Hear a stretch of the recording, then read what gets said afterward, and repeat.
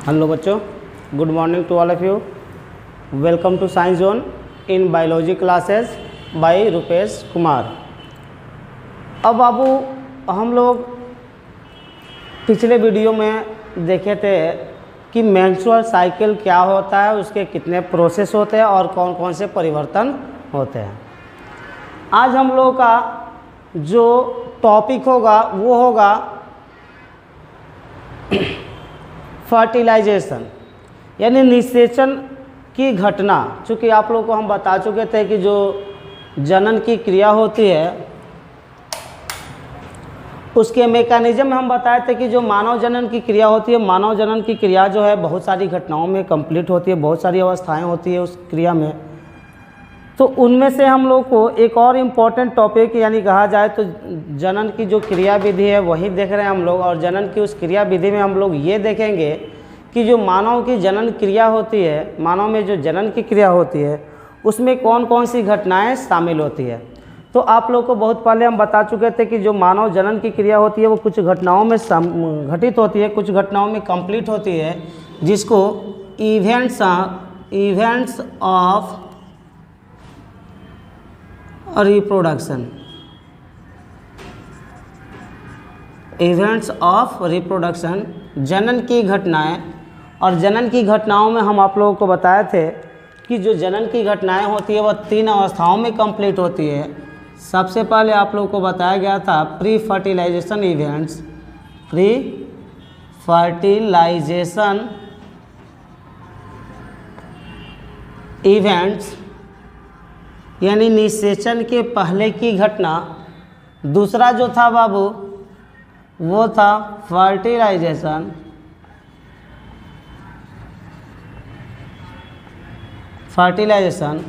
और तीसरा जो हम लोग को पढ़ना है वो पढ़ना है बाबू पोस्ट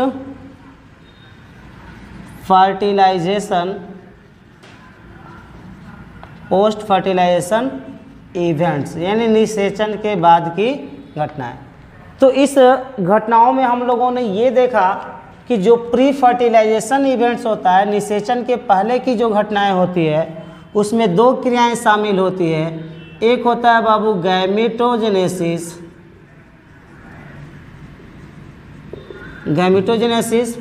और दूसरा होता है बाबू गैमेट ट्रांसफ़र, गैमेटोजेनेसिस और गैमेट ट्रांसफ़र। इस गैमेटोजेनेसिस में हम लोगों ने देखा था कि युग्मक जनन की क्रिया जो होती है कैसे होती है और कौन कौन सी होती है, चूँकि उसमें भी 2 प्रोसेस आ जाते हैं, मेल गैमेटोजेनेसिस और फीमेल गैमेटोजेनेसिस। अब क्या होता है तो गैमेट का ट्रांसफ़र कैसे होता है, युग्मक का स्थानांतरण की क्रिया कैसे होती है। तो बताया जाता है कि लैंगिक संपर्क के समय, सेक्सुअल कॉन्टैक्ट के दौरान क्या होता है तो फीमेल के वेजाइनल ट्रैक्ट में यानी फीमेल के जनन नलिकाओं में वीर्य के त्याग की जो क्रिया होती है उसी समय क्या होता है तो गैमेट का ट्रांसफॉर्मेशन होता है यानी युग्मक का स्थानांतरण होता है। अब हम लोगों को क्या देखना है तो ये फर्टिलाइजेशन क्या होता है और फर्टिलाइजेशन के बाद की कौन कौन सी घटनाएं होती है। ठीक है बाबू, तो सबसे पहले हम लोग ये देखें कि फर्टिलाइजेशन क्या होता है, निषेचन किसे कहते हैं। तो निषेचन के बारे में बताया जाता है कि मेल एंड फीमेल गैमेट के फ्यूज होने की क्रिया को नर और मादा युग्मक के आपस में मिलने की जो क्रिया होती है उसी क्रिया को हम लोग क्या कहते हैं तो फर्टिलाइजेशन कहते हैं, निषेचन कहते हैं। और निषेचन के बाद क्या होता है तो एक डिप्लॉयड सेल बनता है, एक द्विगुणित कोशिका निर्मित होती है, जिस द्विगुणित कोशिका को हम लोग क्या कहते हैं तो बाबू जाइगोट कहते हैं। उस द्विगुणित कोशिका को हम लोग जाइगोट कहते हैं।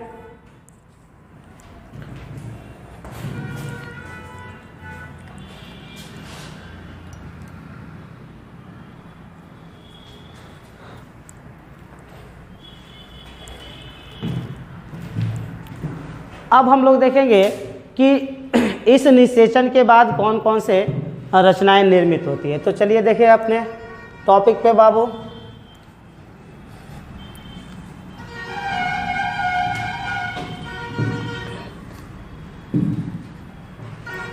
तो आप लोग इस फिगर को ध्यान से देखिए। आप लोग जो मेल गैमेटोजेनेसिस पढ़े थे उसमें स्पर्म का स्ट्रक्चर ऐसे बनाया गया था जिसके शीर्ष पर एक क्रोमोसोम था और एक और रचना उसके बाद पढ़े थे आप लोग ओवम का स्ट्रक्चर, जो ओवल इन शेप था।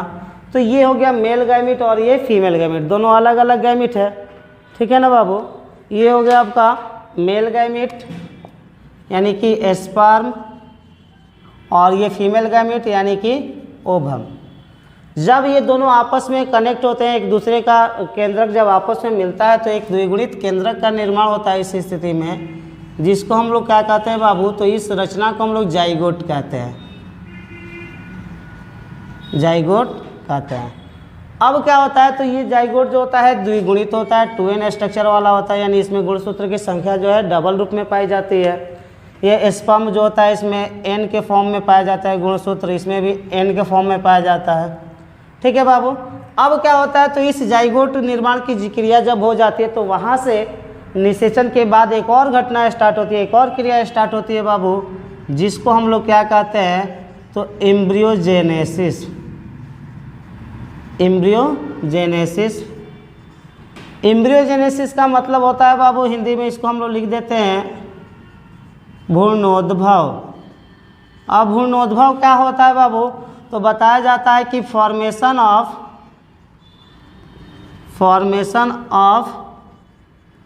Embryo is called embryogenesis. Formation of embryo is called का बाबू, तो एम्ब्रियोजेनेसिस। अब हम लोग को ये देखना होता है यहाँ पे कि ये एम्ब्रियो क्या होता है, एम्ब्रियो क्या होता है। तो बताया जाता है बाबू कि इस जाइगोट में विभाजन के फलस्वरूप जो रचना निर्मित होती है उसी रचना को हम लोग क्या कहते हैं बाबू, तो एम्ब्रियो कहते हैं। और इस एम्ब्रियो के बनने की क्रिया को हम लोग क्या कहते हैं, तो एम्ब्रियोजेनेसिस कहते हैं। अब हम लोग ये देखेंगे कि एम्ब्रियोनिक स्टेज का डेवलपमेंट कैसे होता है, अर्थात एम्ब्रियोनिक स्टेजेज कौन कौन से होते हैं।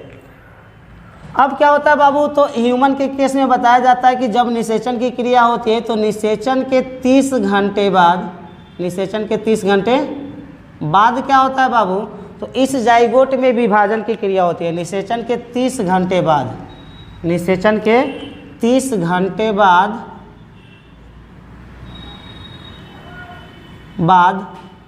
इस जाइगोट में क्या होता है, तो विभाजन होता है। और उस विभाजन को हम लोग क्या कहते हैं बाबू, तो उस विभाजन को क्लीवेज, क्लीवेज कहते हैं। अब क्लीवेज क्या होता है, तो क्लीवेज को हिंदी में हम लोग विदलन कहते हैं, विदलन। अब विदलन क्या होता है, तो बताया जाता है कि इस जाइगोट में तीव्र गति से होने वाला जो समसूत्री विभाजन की क्रिया होती है, जाइगोट में तीव्र गति से होने वाली जो समसूत्री विभाजन की क्रिया होती है उसी विभाजन को हम लोग क्या कहते हैं बाबू, तो क्लीवेज कहते हैं। तो निषेचन के 30 घंटे बाद क्या होता है बाबू, तो फास्ट क्लीवेज होता है। निषेचन के 30 घंटे बाद पहला विभाजन होता है, जिसके फलस्वरूप यह जाइगोट 2 बराबर कोशिकाओं में क्या हो जाता है, तो विभाजित हो जाता है। इन दोनों कोशिकाओं को हम लोग क्या कहते हैं बाबू, तो इन दोनों कोशिकाओं को हम लोग ब्लास्टोमियर कहते हैं, ब्लास्टोमियर। अब ये जो ब्लास्टोमियर की कोशिकाएं यहाँ पे 2 सेल स्टेज के रूप में आते हैं, एम्ब्रियो का स्टेज भी क्या हो जाएगा, तो 2 सेल स्टेज, 2 कोशिकीय अवस्था में हो गया एम्ब्रियो। अब क्या होता है, तो इस 2 सेल स्टेज में पुनः 30 घंटे बाद दूसरा विभाजन होता है। पुनः 30 घंटे बाद यहाँ पे फिर बताया जाता है कि 30 घंटे बाद क्या होता है बाबू, तो सेकेंड क्लीवेज होता है। सेकेंड क्लीवेज होता है, दूसरा विभाजन होता है, जिसके फलस्वरूप ये दोनों ब्लास्टोमियर जो होता है या कितने अवस्थाओं में कन्वर्ट हो जाता है बाबू, तो 4 कोशिकीय अवस्थाओं में कन्वर्ट हो जाता है, यानी कि 4 ब्लास्टोमियर का निर्माण हो जाता है। इन कोशिकाओं को भी क्या कहते हैं बाबू हम लोग, तो ब्लास्टोमियर सेल ही कहते हैं। अब इस स्टेज को नाम रख दिया जाता है 4 सेल स्टेज, 4 कोशिकीय अवस्था। अब क्या होता है, तो इस 4 कोशिकीय अवस्था में विभाजन की क्रिया कितने समय बाद होती है, तो लगभग 12 घंटे बाद और निषेचन के 72 घंटे बाद। निषेचन के 72 घंटे बाद क्या होता है, यहाँ पे बताया जाता है कि निषेचन के 72 घंटे बाद थर्ड क्लीवेज होता है, थर्ड क्लीवेज। तीसरा विभाजन होता है जिसके फलस्वरूप भ्रूण 8 कोशिकीय अवस्था में कन्वर्ट हो जाता है।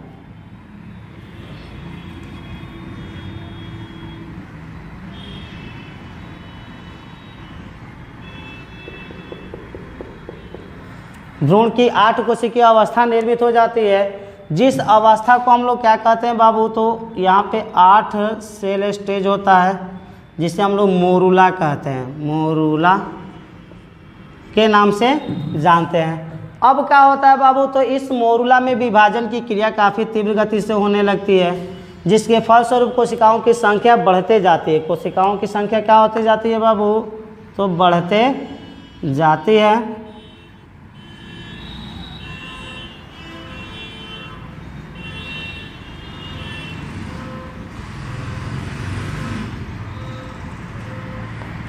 यहाँ भी जो होता है सेल की जो संख्या होती है वह कितना होती है बाबू, तो 16 से 32 कोशिकीय अवस्था होती है।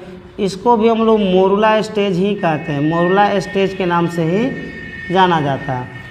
अब इसके बाद क्या होता है बाबू, तो इसमें एक खाली जगह अर्थात इस मोरूला में एक खाली जगह बनने लगता है। मोरूला के अंदर क्या बनने लगता है बाबू, तो एक खाली जगह बनने लगता है। जैसे ये मोरूला हो गया, इसमें क्या होगा बाबू, तो एक खाली जगह बन जाएगा।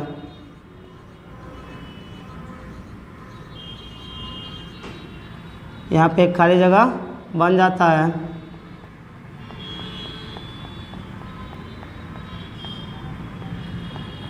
जिस खाली जगह को हम लोग क्या कहते हैं बाबू, तो इस खाली जगह को हम लोग ब्लास्टोसील कहते हैं।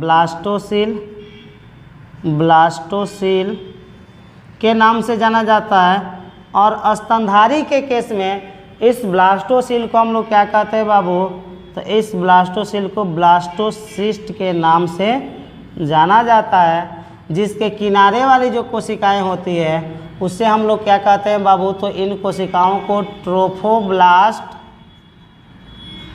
की कोशिका कहते हैं। ट्रोफोब्लास्ट कोशिकाएं कहलाती है, किनारे वाली कोशिका जो होती है। इसके बाद क्या होता है, तो ये जो ब्लास्टोसील है अर्थात ये जो खाली जगह दिख रहा है बाबू, इस खाली जगह में क्या होता है, तो पुनः कोशिकाएं भर जाती है। जिसके फलस्वरूप क्या होता है, तो एक फुटबॉल के आकार की रचना का निर्माण होता है, यानी एम्ब्रियोनिक सेल का एक मास तैयार हो जाता है, एक खास स्वरूप प्राप्त हो जाता है। जिस रचना को हम लोग क्या कहते हैं बाबू, तो उस रचना को गैस्ट्रूला कहते हैं। अब इसके पहले ये जान लीजिए कि गैस्ट्रूला के पहले वाला जो स्टेज होता है उसको किस नाम से जाना जाता है बाबू, तो बताया जाता है कि मोरूला के अंदर जब एक खाली जगह बनने लगता है तो उस खाली जगह को हम लोग क्या कहते हैं बाबू, तो खाली जगह को ब्लास्टोसील कहते हैं। और एम्ब्रियो के इस स्टेज को हम लोग क्या कहते हैं बाबू, तो इस स्टेज को ब्लास्टूला स्टेज के नाम से जाना जाता है, ब्लास्टूला स्टेज कहते हैं। अब क्या होता है बाबू, तो इस ब्लास्टूला स्टेज के बाद क्या होता है, तो इस ब्लास्टोसील के आसपास की जो कोशिकाएं होती है विभाजित होती है और खाली जगह को भर देती है।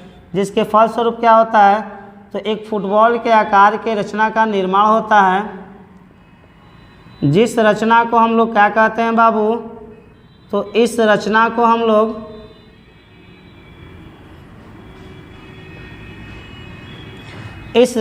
हम लोग नाम दे देते हैं बाबू क्या, तो गैस्ट्रूला। अब क्या होता है बाबू, तो इस गैस्ट्रूला के जो कोशिकाएं होती है इसमें मॉर्फोजेनिक मूवमेंट होता है।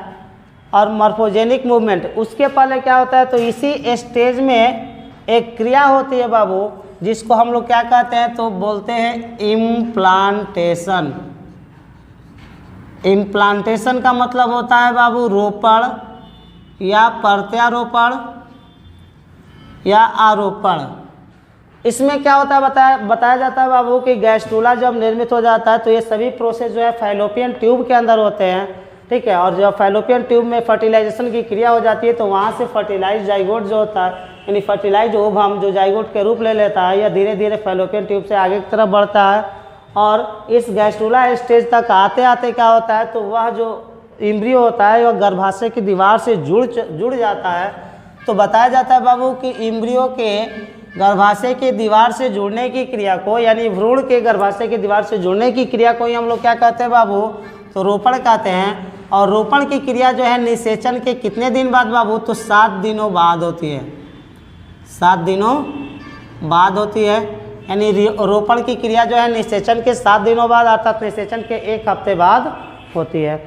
अब क्या होता है बाबू, तो बताया जाता है कि इस गैस्ट्रुला की जो कोशिकाएं होती हैं यहाँ पे मॉर्फोजेनिक मूवमेंट होता है, जिसके फलस्वरूप गैस्ट्रुला की कोशिकाएं जो है 3 परतों में व्यवस्थित हो जाती है, 3 परतों में सज जाती है। इन तीनों परतों में से क्या होता है बाबू, तो जो सबसे ऊपर परत होता है उसको किस नाम से जाना जाता है, तो यहाँ पे ध्यान से देखिए कि ये जो कोशिकाओं की 3 परतें तैयार हुई है, इन तीनों परतों में क्या है बाबू, तो बाहरी परत भी है और आंतरिक परत भी है और मध्य परत भी है।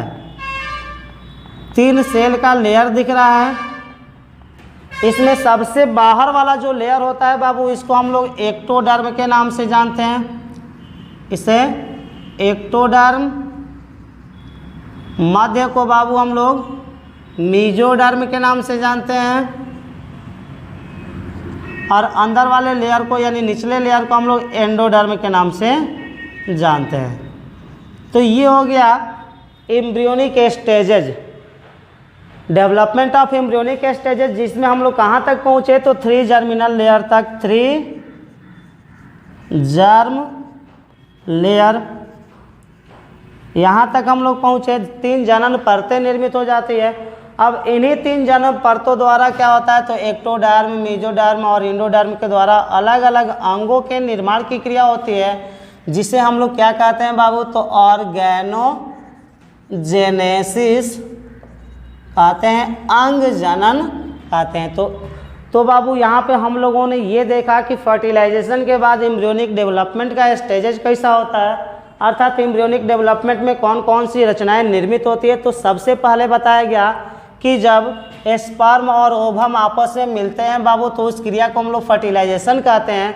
और फर्टिलाइजेशन के बाद क्या होता है, तो एक द्विगुणित रचना निर्मित होती है, जिसको जाइगोट के नाम से जाना जाता है। इस जाइगोट में क्या होता है, तो निषेचन के 30 घंटे बाद पहला विभाजन अर्थात क्लीवेज होता है। तो क्लीवेज के बारे में हम बता चुके हैं कि क्लीवेज क्या है बाबू, तो क्लीवेज एक प्रकार का समसूत्री विभाजन है जो तीव्र गति से जाइगोट में होता है। तो पहले विभाजन के फलस्वरूप क्या होता है बाबू, तो 2 ब्लास्टोमियर यानी 2 कोशिका का निर्माण होता है, जिसको ब्लास्टोमियर के नाम से जाना जाता है।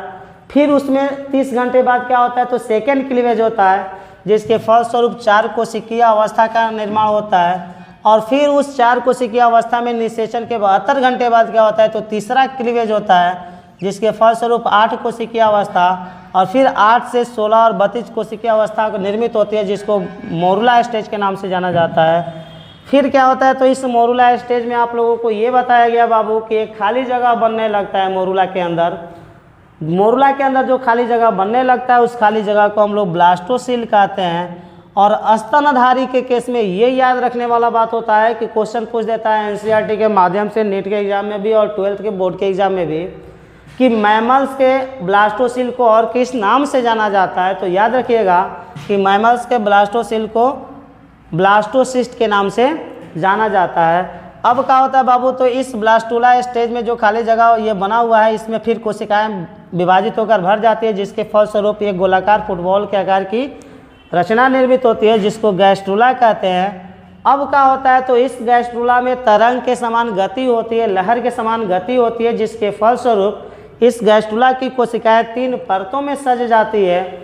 बाहरी परत को हम लोग एक्टोडर्म के नाम से जानते हैं, मध्य को मीजोडर्म और अंदर वाले परत को हम लोग एंडोडर्म के नाम से जानते हैं। जिसके बाद क्या होता है बाबू, तो अंग जनन की क्रिया होती है, ऑर्गेनोजेनेसिस की क्रिया होती है। तो बाबू ये वीडियो कैसा लगा हमें लाइक करके कमेंट करके ज़रूर बताएं, और हमारे वीडियो को या यूट्यूब चैनल को सब्सक्राइब ज़रूर करें, ताकि आपको बैक टू बैक इस 12th के सिलेबस से रिलेटेड वीडियो चैप्टर वाइज आपको मिलते रहे, टॉपिक वाइज आपको मिलते रहे। तब तक के लिए धन्यवाद।